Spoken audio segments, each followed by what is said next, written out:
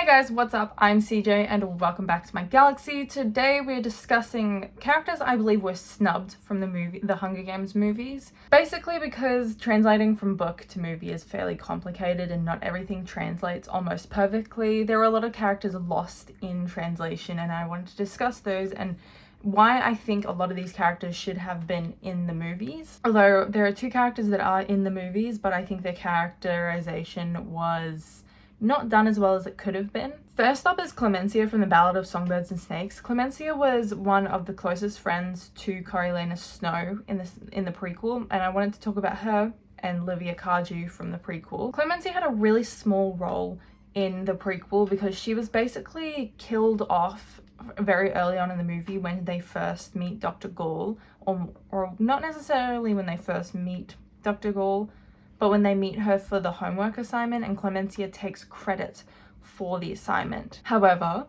in the books, Clemencia doesn't take credit for the assignment. Snow offers to give her half the credit for writing it, and then they wrote it on behalf of their class, despite the fact that they had one of their classmates that I don't remember how to pronounce the name of, the one that was killed.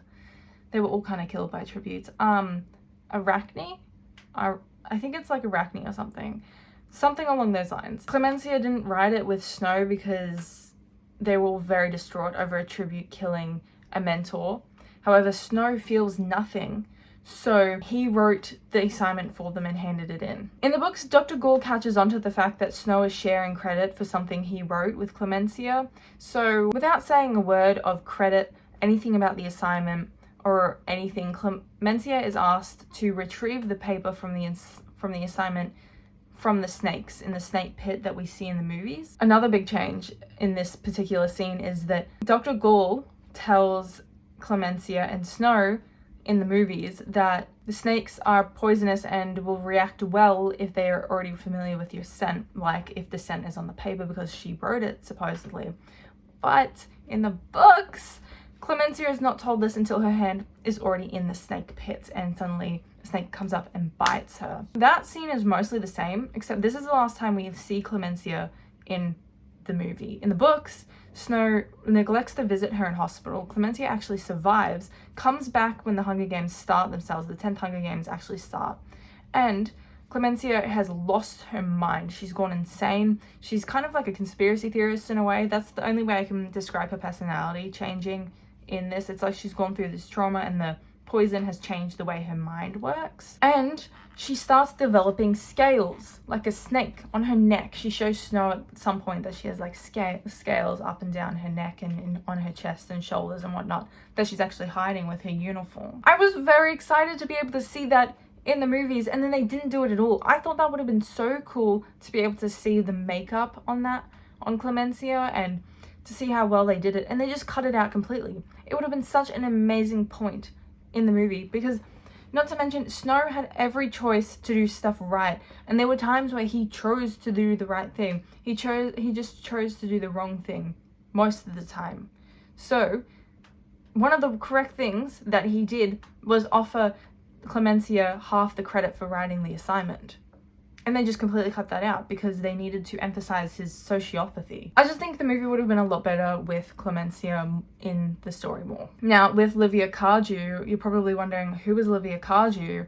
We hear her name once in the movies and they cut to a little blonde girl, not like a little blonde girl, blonde teenage girl, whatever, in the scene. She's also one of the mentors. In the book, she's described as someone who bullied Snow as a child and would just make fun of him, tease him and whatever, and made him feel very weak. Olivia Kaiju would eventually become the first lady of Panem. Yes, so that means that Snow actually marries Olivia Kaiju, and it's mentioned at the end of the novel that Snow wants to marry someone not like Lucy Gray, someone who wouldn't make him feel anything, because he believes his emotions that he felt towards Lucy Gray were a weakness. So he was almost repulsed by Olivia Kaiju, so he married her, which is completely insane.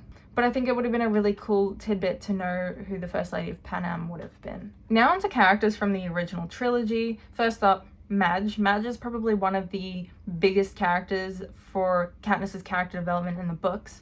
Madge was Katniss's not so close friend, but also best friend, other than Gale. Katniss in the books likes to claim that they weren't that close, but in reality, they hung out together all the time. Katniss and Madge would hang out even outside of school, and they'd have dinners together, they'd have dinners with their families and whatnot. They were best friends. I think Madge being cut out was probably a product of its time, because they were trying to emphasize the love triangle in Katniss's male relationships, and how her story was technically centered around her male relationships, when in reality, Madge gave Katniss this opportunity to have a female friendship. And that was just not something done in the film industry at the time. Madge was also the mayor's daughter and niece to Maisley Donna. Maisley Donna was the twin to Madge's mother. Now you're probably wondering, if you haven't read the books, who is Maisley Donna?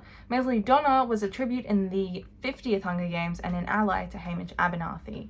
Maisley was probably a big part of Hamish's trauma in the books, and that he couldn't save her. They were allies throughout the games, but eventually when the numbers started dwindling, they split up, and not too soon after, Maisley was killed by this mutt, flamingo. She was like skewered in the same way that, I should not say skewered. She was skewered in the same way Rue was by Marvel in Katniss's Hunger Games. Upon hearing Maisley scream, Hamish ran to help her out and essentially sat with her while she died in the same way Katniss sat with Rue. So there's a little bit of a parallel there, and gives us more opportunity to see how Hamish and Katniss are so very alike. These next characters, I think, was absolutely insane that they didn't put these characters in, and it was the prep teams. They didn't put Portia, who was the stylist, in the same way Cinna was, but to Peter.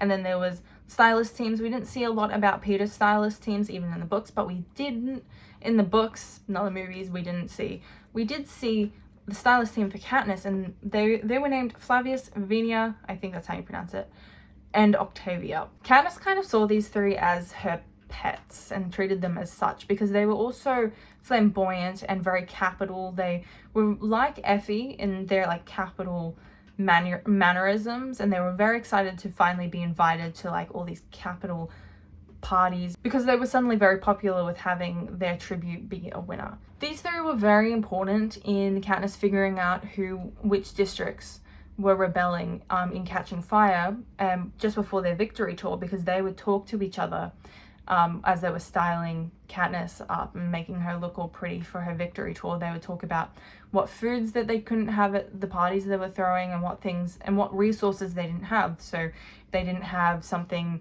like, they didn't have seafood at one of their parties. I think at one point they pointed out something like oysters. So they were like, so Katniss was like, okay, District 4 is starting to rebel, and they didn't have certain agriculture resources, so District 11. And there was something about District 8 as well, which I'll get to later about District 8 characters. And then they would go on about all these resources that they were lacking and that they didn't know why. So Katniss would tick off each of these, saying like, okay, this is what's happening outside of my district. So she was very like politically aware because of these three. And another thing, whilst I really love what they did in the movie with Effie, Effie's role in District 13 was very similar to what the prep team, Katniss's prep team, was like in District 13. So this prep team specifically was brought to District 13, tortured, and it was shown that the Coin was as cruel as President Snow in this period of time, when Katniss found out that they were being tortured and she got them out of this torture chamber area that they were being locked up in. They were like locked up for like treason or whatever, or being the enemy, being a part of the enemy's side for no reason. Katniss got them out and she nurtured them back to health. Effie was not in District 13 in the books, but because we didn't have the prep team from the beginning, what happened was that Effie replaced their role in District 13, except she was a little more, she wasn't tortured. I think the line that kind of is a little bit of an Easter egg to the books, and the torture of, it's kind of bad that I say torture and Easter egg in the same sentence, but at some point Plutarch says to Effie, you know, you're not a prisoner here, when in the books the prep team were prisoners. So I think it's kind of a nod to what was happening to the prep team. But I very much liked Effie's introduction to District 13. I really missed Effie in Mockingjay, in the Mockingjay books, and I think she had some brilliant character development in District 13 because they were able to introduce her characters in place of the prep team. Following the Olivia Kaiju conversation, Fulvia Kaiju was the assistant to Plutarch Heavensby in District 13. Fulvia escaped the capital in the same way that Cressida did and worked very closely with Cressida and Plutarch. But I don't think Fulvia was incredibly important to put in the movies because Effie actually took over half her role. She took a lot of her lines that they had in the books. In fact, there's an exact scene, and I don't remember which one it was, but there's an exact scene where they're using the exact lines that Fulvia, Plutarch, and whatnot have in a conversation with Katniss and Coin, and then they give a couple of lines to Boggs, a couple of lines to Gale, Effie, Plutarch. And it's almost line for line what's in the books, except they took out Fulvia and put Effie into that scene instead. But with Fulvia, she shares the last name with Kaiju, Olivia Kaiju. So we have to assume that they're likely from the same family, whilst not likely a Snow family child, just because it's not Snow, unless she changed her name to Kaiju instead of Snow, so she wasn't found out while she was escaping or when she got to District 13. She would likely be like a niece of Olivia Kaiju and a part of that family, so she would be very close with the Snow family anyway. And that part would just be a little bit of an Easter egg and just a nod in the movies to say, hey, this is their connection. With people Katniss knew in the districts, Lavinia and Darius were two of them. Lavinia was someone who we believe was escaped from the capital or escaped somewhere in Panem and ended up in District 12, and the capital captured her and killed her male companion while in the middle of capturing them. Gale and Katniss at the time when they were being captured were hiding out in the woods just outside of District 12. Lavinia would eventually appear as an Avox during Katniss's first and second Hunger Games. Despite Katniss thinking that she would surely be hated by this Avox that she kind of condemned to a life of slavery, Lavinia actually really cares for Katniss and really feels sympathy that she's going into the Hunger Games. With Darius was a peacekeeper in District 12 and was quite close with Katniss and Gale. And Katniss and Gale would often trade their game with Darius, and essentially he was a really loyal customer and they would have lots of conversations and talk a lot. In Catching Fire, when Gale is getting whipped for committing a crime, Darius actually steps in and tries to defend him, but eventually he's taken to the capital and is turned into an Avox. An Avox that Katniss would eventually be served by before the 75th Hunger Games. Now, I grouped Lavinia and Darius together. First of all, they were both Avoxes for Katniss during the Hunger Games. And secondly, we find out from Peter in Mockingjay, I believe, it was either Peter or Joanna, but I'm pretty sure it was Peter, that the two were unfortunately tortured and murdered because the capital thought they might have information on what was going on with the rebellion and Katniss. Despite them not being in the movie, we actually have characters from District 8, Bonnie and Twill. Bonnie and Twill are not in District 8 when Katniss speaks to them. They're in fact outside of District 12. They had escaped District 8 and were headed towards District 13. Bonnie and Twill were, I don't remember who was who, which is bad, but they were a teacher and student duo. They were like a very close community in District 8. Katniss discovered Bonnie and Twill injured and starving at the lake house, actually. The lake house that is the same one from Snow and Lucy Grace in the prequel, and that Katniss and her father would often go to, which is why everyone links Katniss into being a part of the Covey. This is also in Catching Fire when she meets Bonnie and Twill. She discusses the state of District 8 at this point and the possible suspicion that there's an existence of the 13th district and that it actually wasn't blown off the map like the capital was telling them it was. Eventually Katniss tries to heal up their wounds a little bit, but not super successfully, and sends them off with a bunch of food in the hopes that they would survive, but unfortunately we don't see them later on, so it is presumed that they die between District 12 and District 13. Now this is the last category I have, and it's about Peter Malark. First of all, Peter had a childhood best friend called Deli Cartwright, which was really interesting, and she was one of the characters that actually survived at District 12 bombing and ends up in District 13. She was one of the ones Gale got out. Now in the movies, when Peter ends up in District 13 in Mockingjay, Prim enters the room and is the first person to really talk to him about his life and Katniss and whatever his life was in District 12. We know that in the movies.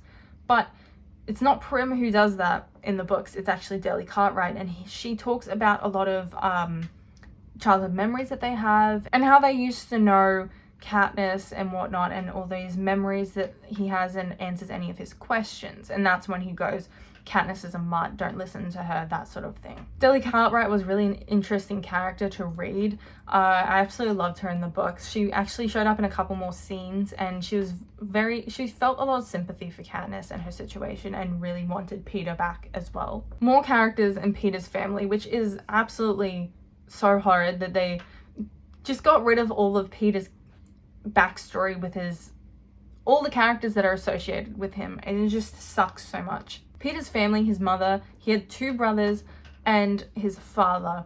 His mother was, unfortunately, a very abusive, hit Peter. We see a very small glimpse of that in the movies. However, it's detailed a little bit more in the books. And then 2 brothers, they're 2 older brothers, one of which Katniss says that is likely too old to volunteer for him in the games when Peter is called and Peter is reaped, and the other one very likely unwilling to volunteer like Katniss had for her sister, which is rather unfortunate, but also like a lot of people would do the same in that situation. So, I mean, I can't really blame them. I personally wouldn't do that, but you know, I'm a better person than you. No, I'm kidding.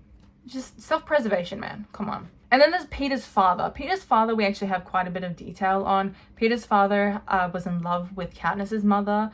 Some people have suspicion that maybe Peter's father was a little bit bisexual and was actually into both Katniss's mother and father, because he describes Katniss's father quite in a gay context, which is fair in the books. Yeah, he does do that, and I'm not denying you that representation. Peter's father is actually one of the people that Katniss visits with right after she was raped. And you know, when Gale, Prim, and Katniss's mother go and visit her right before they're sent off into the capital during the 74th Hunger Games, during the first book, Peter's father brings her a cookie during this visitation before she leaves, and Katniss sees this as like the cookie could be poisoned or something, and she doesn't like it. She doesn't trust people, so she throws the cookie out of the train window when it was moving and leaves her past behind, essentially. Peter's father is actually quite kind, and unfortunately Peter's entire family is one of the people, one of hundreds, thousands maybe, of people. I don't remember. I know the population of District 12 was really small, as we discussed in a previous video, but the hundreds, maybe thousands of people who died in the District 12 bombings, Peter's family was a part of that number. So I guess they cut them out because they were gonna die anyway. There wasn't enough screen time for them, which I get, but at the same time I feel like they should have at least included Peter's father. I wanted to end this video with stating a character that is actually in the movies, but I feel like their characterization is not as good as it is in the books. Wait for it. Peter Malark. Peter Malark, I believed, was very much snubbed in the movies. He was very witty. He was so smart. I cannot express enough how witty Peter was. He picked up on a lot of mannerisms from Haymitch and would tease Katniss with them because he knew she hated Haymitch's mannerisms. He would call her sweetheart because he thought it was funny. Peter was extremely strong, extremely mentally strong in the same way Katniss was, except they had different experiences that meant that they became this mentally strong. And not to mention, he would have had to have been extremely mentally strong to have gotten out of that hijacking, and I don't see why people think he was the weak link in the pair, because Katniss and Peter could not have survived without each other. It goes both ways. They complement each other, and I feel as though the movies just didn't communicate that properly, and I just find that to be rather unfortunate. And I think, personally, Peter was very much snubbed in that way. So that's all the characters I think were snubbed in the movies and that were in the books. So let me know in the comments down below if you agree with me or not. I would love to know your opinions on the characters in the books that I've mentioned. Have you heard of these characters before? Did you find out anything new perhaps in this video? I'd love to know in the comments down below. Alright guys, that is it for today's video. If you liked this video, please like and subscribe. I'm trying to hit 1,000 subscribers, so I would greatly appreciate it. Once again, I hope you enjoyed this video. But I have been CJ, and I'll see you guys in the next video. Bye!